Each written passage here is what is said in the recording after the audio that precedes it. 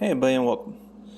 So, a commenter just recently reminded me of something of why I got the Hyper E ride. I've been wanting to make this video for quite a bit, talking about why I bought this type of bike versus a lot of other bikes. And generally why I wanted to buy a bike that had V-brakes. Well, I've been familiar with them. There's something I've known to ride with, and I just understand them. And V-brakes are quiet, and they're easy to adjust, and they were just amazing to use. Discs are a little bit out of my area, and they're squeaky if you don't keep them clean correctly. If contaminated, they will basically squeal at you. They even when you do stop, when they're fully cleaned and everything, they still make a grinding sound. Well, not a grinding sound, but you know, a noticeable sound. It's not super quiet when they actually stop.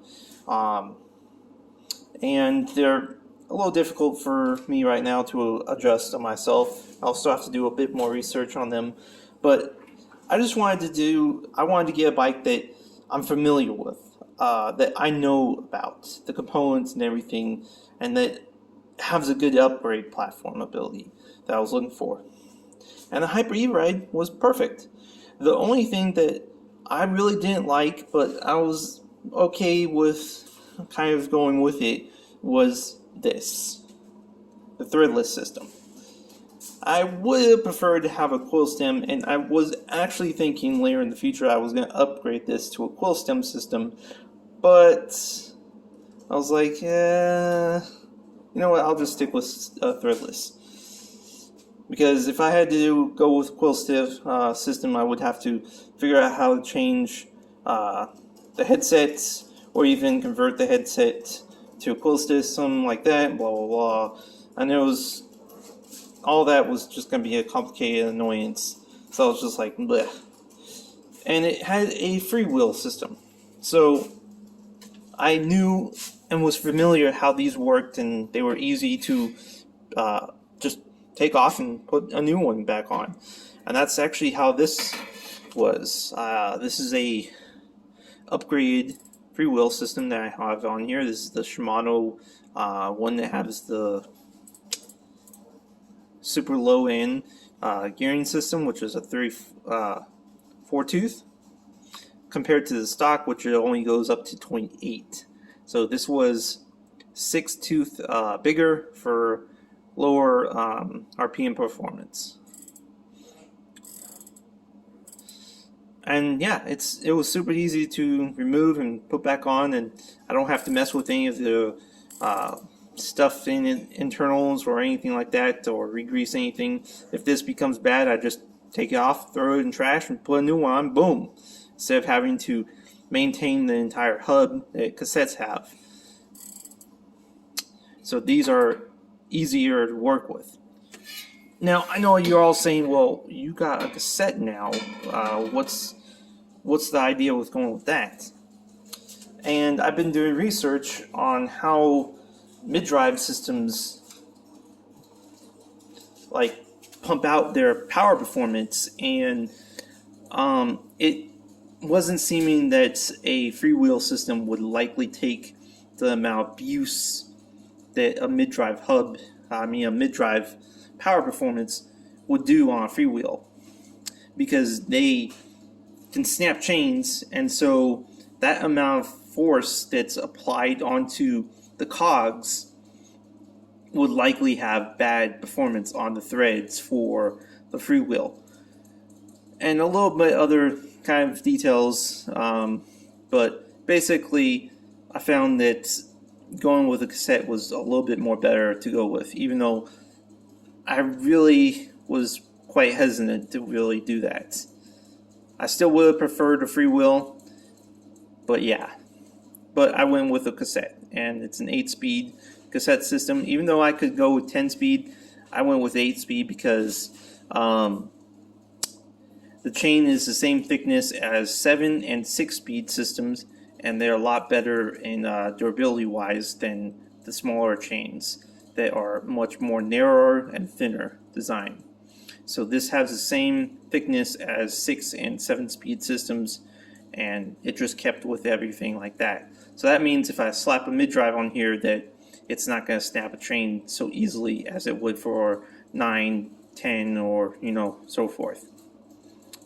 And the gear ratio is fine. I don't need super amount of speed gears.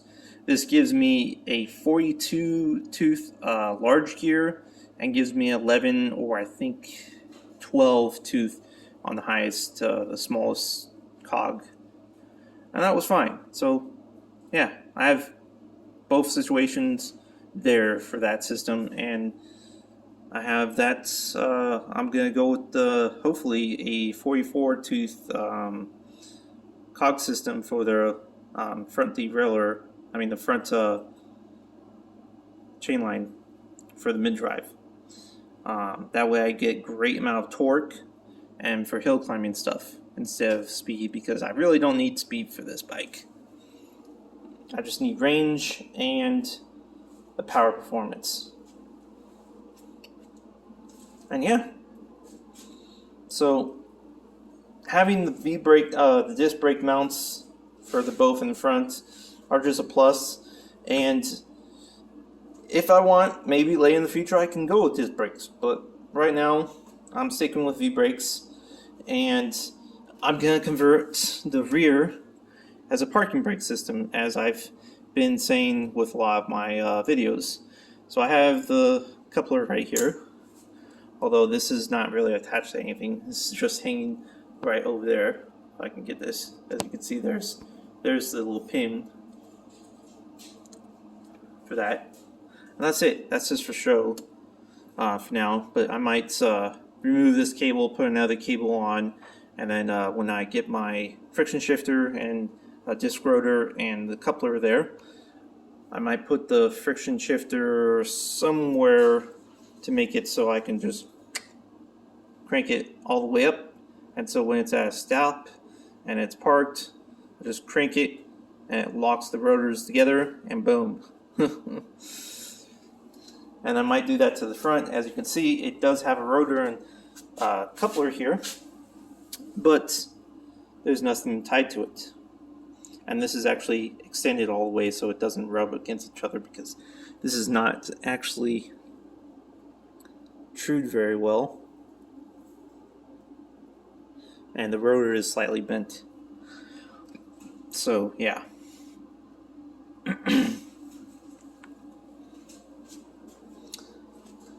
So that's why I got the Hyper E-Ride, 26-inch, versus a lot of other bikes that are stock with disc brakes and system like that. I just, not something I was familiar with. I wanted to go with something that I knew that was the old school, like that I've grown up with, and I was familiar with, because yeah, I can easily adjust everything myself, and boom. And yeah, like I said, this is all by myself. All this is done myself. If you look at the pictures of the Hyper E-Ride and compare it to now, you will literally see that this is a completely different bike now. And this is all to my liking, compared to buying something that I wouldn't even really like. Like a lot of people will say, oh, go buy a high-end bike and blah, blah, blah. Maybe I don't want 12 years. Maybe I don't want disc brakes. Maybe I don't want that kind of attribute with the gearing or handlebars or some jazz like that, or seats or wheelbase or something like that. And people won't want to really bother with taking apart a $4,000 bike, because that's like, hey, $4,000. This you can actually kind of not feel like you're gonna make a huge dent in your wallet if you build something out of it. So yeah, and I'm comfortable with this, so it's enjoyable.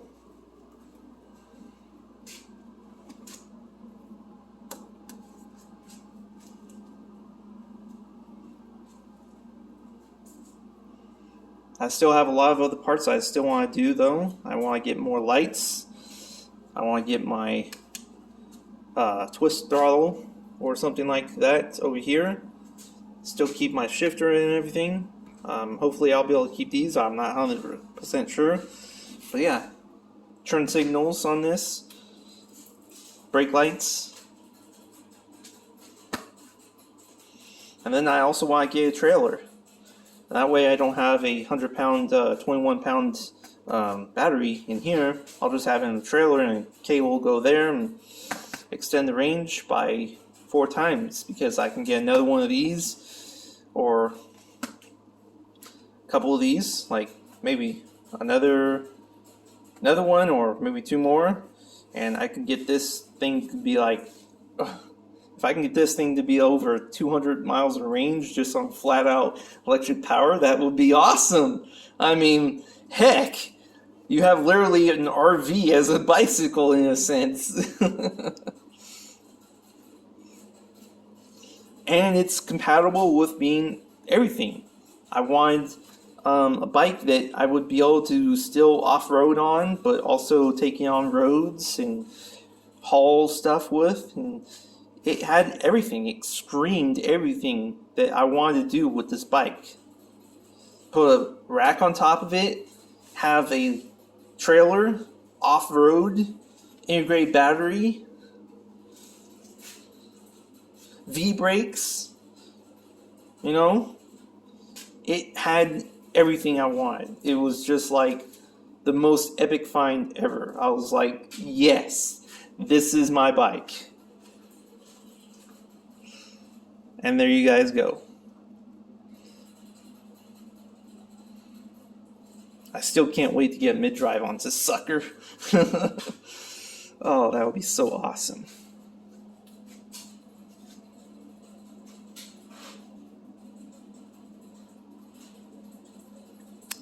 So anyways, I'll see you guys later, and peace out.